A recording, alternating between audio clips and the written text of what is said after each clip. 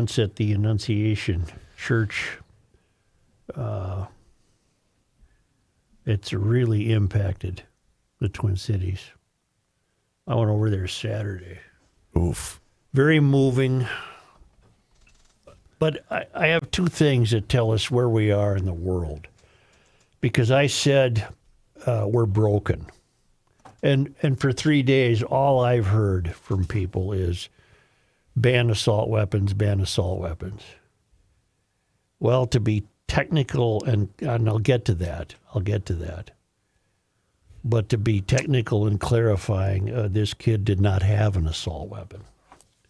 Kenny will correct me if I'm wrong, but Kenny did the homework. He had an AR-15 style rifle, which is a civilian gun that is semi-automatic, meaning you have to pull the trigger each time a bullet is fired. Right. He did not have what people, I think, mistakenly believe are machine guns. You know, you just pull the trigger. You don't get those in this country without real strenuous testing. Am I correct?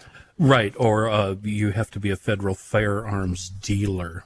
But in theory, the ATF knows where all of these are if they're legally registered.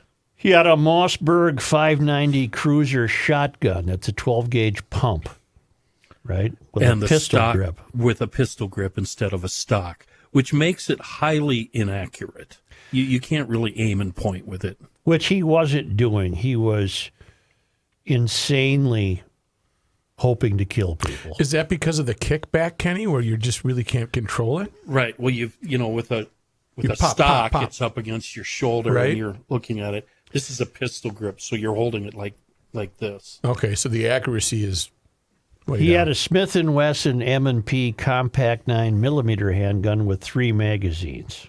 That's just a simple carry self-defense firearm. Also used in competitions, I would imagine. Yeah.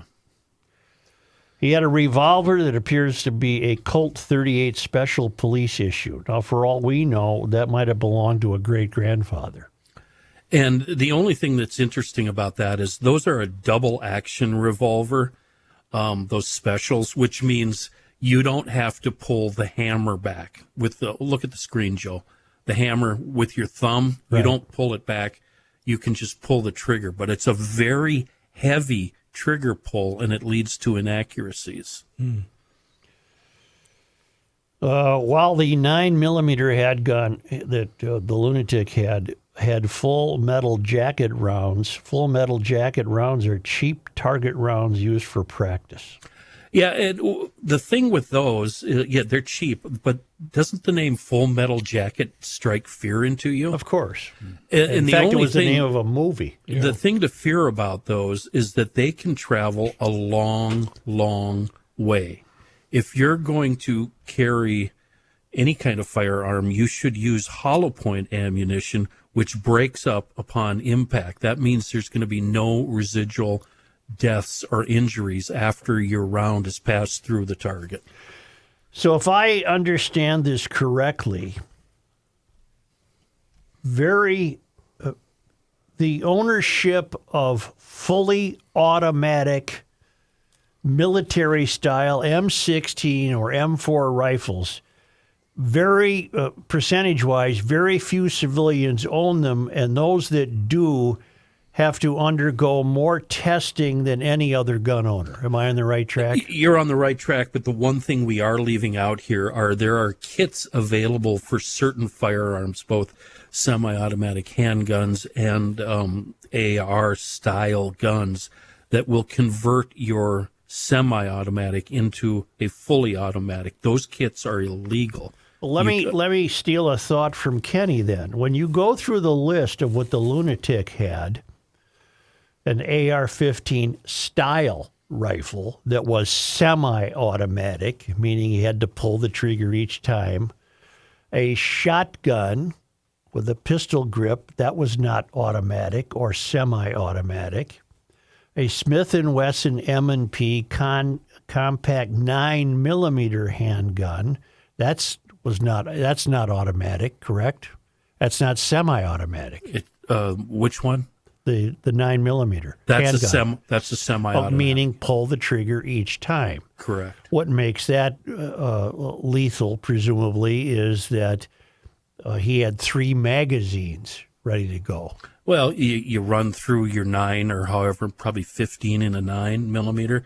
You click a button, the other one, the empty magazine drops out. You slam another one in. And the revolver that appears to be a Colt 38 Special Police Probably issue. 6 rounds with a 38. And that one, It's a clunky gun. it's a clunk. It's fun, but well, it's to steal clunky. your thought, Kenny, from before the show, aren't these all assault weapons?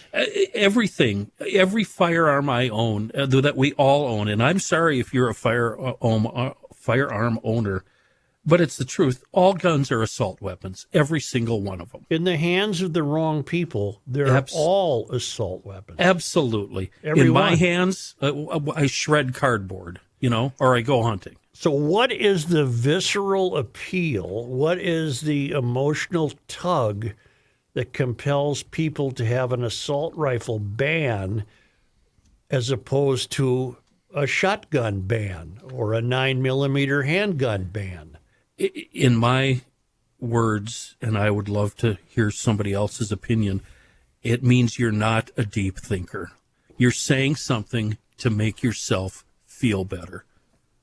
That's my opinion. I personally do not feel my freedom as an American would be taken from me if I could not go and buy a military-style rifle. I'd be okay with that. But that's not going to accomplish anything. Okay. Because I'm convinced that what we're seeing here is the confluence of lunacy and guns. This young man checked every box, and I realized the red flag law didn't kick in until I believe it was last year. But he's been checking boxes for years and years and years. He never should have been allowed to purchase a firearm. Well, he should have been institutionalized, but we have no institutions. Right. And neither one of his parents or any of his teachers, when they would have come forward, we didn't have the red flag law that we do now. Because judgmentalism has been driven from the human mind by the mystery. Thank you. Yep. So where are we? Now, Walz wants to call a special session to do what? To John? me, Anyone? Staff? right, they want to talk about banning these so-called assault weapons, but why don't you just talk about banning all firearms, which will never, ever, ever happen. And even if it does happen, you're not getting those firearms.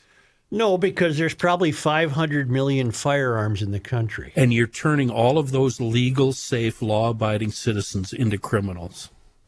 And like I was talking before the show, I bet you I own half a dozen guns that belong to my ancestors that are very, very, very special to me. A lot of them haven't been fired since the 60s and 70s, but they still mean a lot to me. Also, help me understand this. To own or buy a fully automatic, that would be military grade.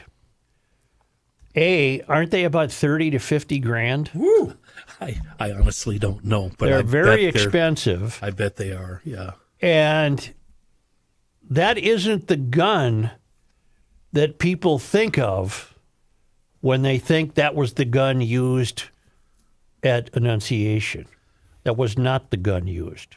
It was not the gun, but that's what they think of. They think of Al Capone and holding, spraying. The Tommy And gun. the round the wheel round of magazine. bullets. Yeah.